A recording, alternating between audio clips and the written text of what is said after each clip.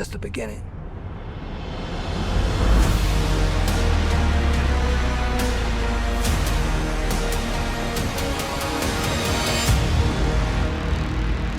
Hi, Adrienne. I'm Christopher with Hollywood Handle. How are you? Nice to meet you. It's nice to meet you. So obviously, let's get these two questions all the way up. So even though Billy Pena is somewhat a part of the puzzle of the Penguin, they also have this depth that makes them stand out in their own unique way. How do you think their performance and understanding of Billy Pena gives them that depth and character? Oh, that's a nice question. So my understanding about Billy is she's a hustler. She comes from a gritty world, and I really embody that in life. I'm a hustler too. I understand that world. I come from a very similar world as Billy Pena, and she's had to do what she's had to do to get by. She's surrounded by a whole bunch of men, basically. Like there really is like a whole bunch of gangs, and most of them are men. So she's the gang leader of the Low Boys, which is a female gang, and she's really had to stand on her own 2 feet and work her way up. Definitely, just like Sophia in the show as well. Yeah. Definitely. And for my final question, without giving any spoilers away, was there a particular moment in an episode that stuck with you while you were filming? Yeah, it's hard to not give any spoilers because if I don't want to say anything. I would say it's not so much about the episode; it's more about working with Colin, and Colin himself in the prosthetic where you couldn't see his skin, you couldn't see all you saw. I looked in his eyes and I was like, "Where are you?" and he kept the voice on, so that made him it made things really wonderful as an actor, actually, to work with him. But even off filming, off camera, we would have a conversation. He was still Oz, So that was pretty cool. That stood out the most. Definitely. I can't wait to see you in this season. Thank you so much for your time, and have a wonderful night, Adrienne. So hi, I'm Chris with Hollywood Handle. How are you doing tonight? Good. Good. So let's get this started. So even though Squid is somewhat part of the Penguin's larger puzzle, they also have this depth that makes them stand out. How do you think your performance and understanding of your role gives them that depth and character? Well, I think I just I took it serious, and I wanted him to feel authentic, and I wanted him to feel like he was a real person, whether it was Gotham or New York or Chicago or any major city that I wanted this guy to feel like he really came from the soil. Definitely. And my final question, without giving away any spoilers, was there a particular moment in an episode that stuck with you while you were filming? Yeah, I think when Squid kind of, like I've been phrasing, I don't want to give nothing away, but when he meets his destiny, it was really ugly scene, and I think it'll stick with people, Oh yeah, I definitely remember that moment just from watching it. So thank you for your time, and have a wonderful night. Hi, Emily. I'm Christopher with Hollywood Handle. How are you doing tonight? Good. How are you? I'm doing good. So obviously, portraying the younger version of Francis, how do you think your performance embodies the mannerisms and characteristics that Deirdre gave to the older version of the character?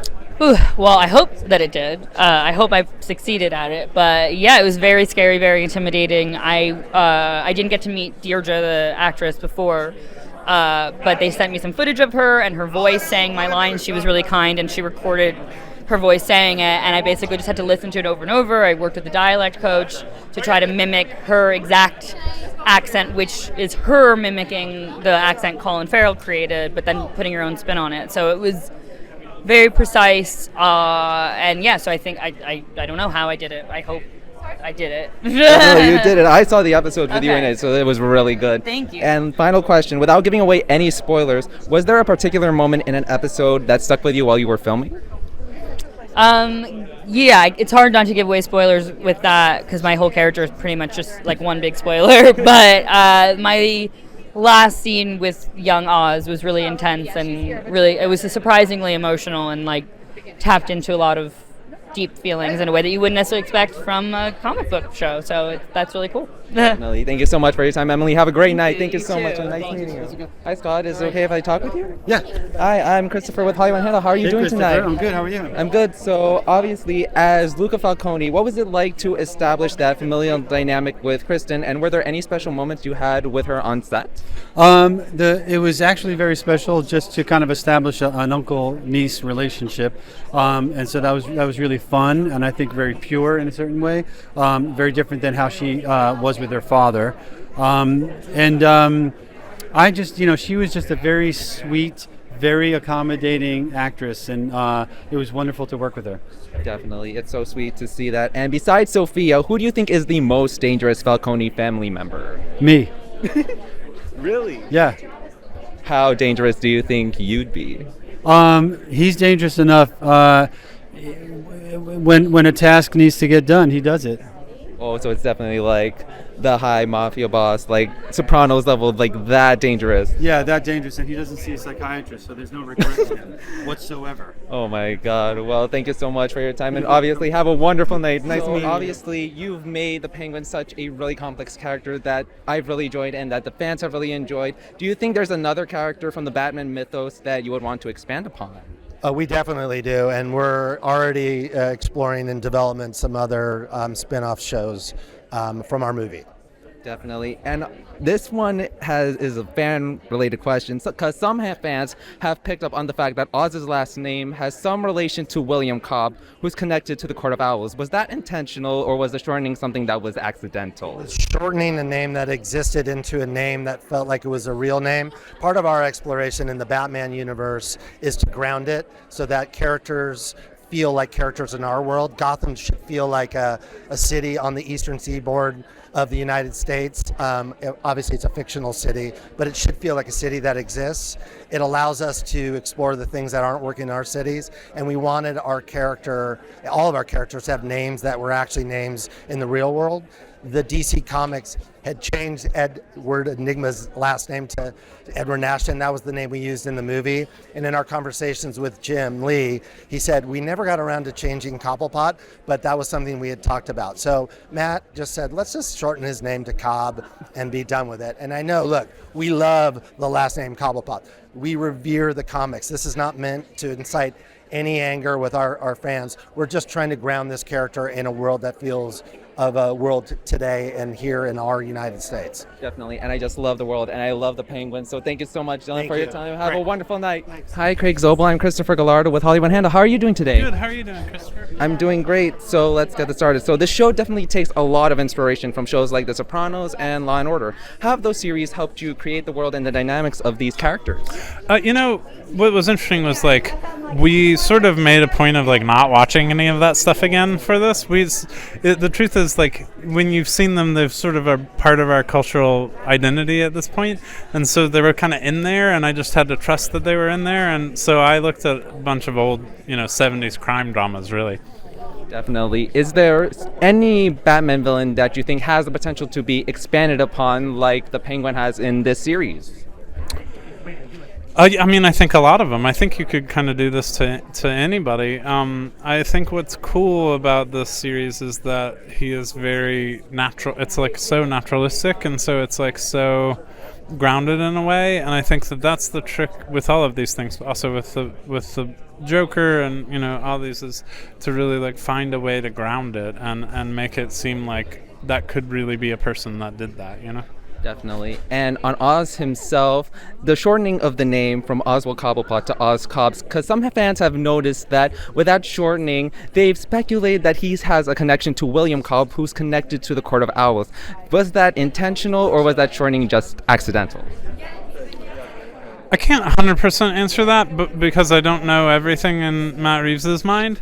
But I would say that largely we all kind of felt like Cobblepot wasn't a real person's name. It's like how the Riddler was Edward Enigma. It was kind of a silly name back in the day when that was okay, because it was comic books for kids. But so in some ways I think the goal was to just try to find a more grounded and rooted name. I also know that that's upset some fans, and that I hope that they can forgive us and still like the show, because it's I think it's not a huge sin if if there was one. Definitely. And one last question, because I noticed that Eve's last name is Carlo, and I found that in some way to be in relation to Basil Carlo, who's Clayface in the larger Batman mythos. Was that also accidental or intentional, and do you think that might be expanded upon in the future? Again, I really don't know what's inside of people's heads, but I was thinking about Clayface as a bad guy all the time, because if you remember, the original Clayface was like a makeup artist, and we were doing 3.5 hours of makeup every day, and I was like, I want to see the Clayface, like the grounded Clayface thing, who's the makeup artist. Yeah, he can be Mike Marino, our makeup artist for the show. Well, whenever you get the chance, I'd love to see you expand upon all these characters, because I really love this show and I really love the world of the Batman and your work on it. So thank you so much for your time, Craig, and have a wonderful night. I'm very excited to see the show. I haven't actually seen it. Oh, you're going to be in for a real treat. So, as Eve Carlo, you give Eve this special charm and disdain for her relationship with Oz. What characteristics about Eve mainly stuck with you while you were filming? Characteristics about Eve. Well, I love the fact that she's just this real hustler, but she's got a sense of humor about it, and she's got a good heart, so I like the complexity of that kind of woman, but she's ambitious. She's got a lot of things that she expects to achieve in life, and she will use Oz as she needs to, and I think she's she's a little ruthless in that way. So she's got many different colors going through her at the same time. Definitely. And speaking about those many colors, I found that Eve has somewhat of these similarities with Basil Carlo, aka Clayface, whose that last name you actually share. So I found that Eve's last name is Carlo, which is obviously Clayface's part of Clayface's real name. Do you think there's a correlation between those two characters we've yet to see? Who knows? The speculation is abounding. I'm not sure where things will go for Eve. I mean, she's a smart cookie. She figures out how to survive this jaunt with the Penguin. So who knows? Definitely, I can just see her transform into any scenario and just fit right in with Oz throughout the show. But obviously, thank you so much for your time, Carmen. Have a wonderful night. Thank you so much again. Hi, Clancy. It's great to see you again after 2 years. Oh my God, because I interviewed you for SpongeBob a while ago. Yeah. There's another one. We're working on more. Definitely. There's more. There's so much more. All right. So one question, and being a huge Justice League animated fan, before being the live action of Sal Maroni, you voiced Lex Luthor throughout the animated Justice League era. What's it like to embody these two characters who are almost very similar in personality? Oh yeah, are they really? I think Lex is a little sharper than Sal. Sal, and the Gotham world is much more brutal than at least the way Matt Reeves is making it. It's just punch to the nose, kind of punch to the gut, knee to the groin, kind of a world.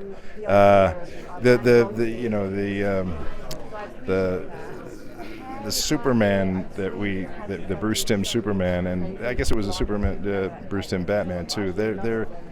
They're much more stylized, much more almost clean, and that Lex is a lot sharper. He does lose it the way Sal loses it. Oh, though. Yeah, he does.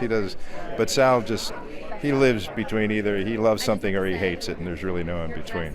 Definitely. Thank you so much, Clancy, for your time. Have a wonderful night. Episode with your character that I'm really most excited about is episode 4, and without giving anything away, what was it like filming for that and that specific sequence? Oh, I mean, that episode was a dream. It was an absolute dream. It was so much fun. It was as fun as it looks. Definitely. Yeah. I just really love that sequence because it's like so much action in it. Yeah. Definitely, and I'm not going to give anything away, but you were so amazing in it, Cristin.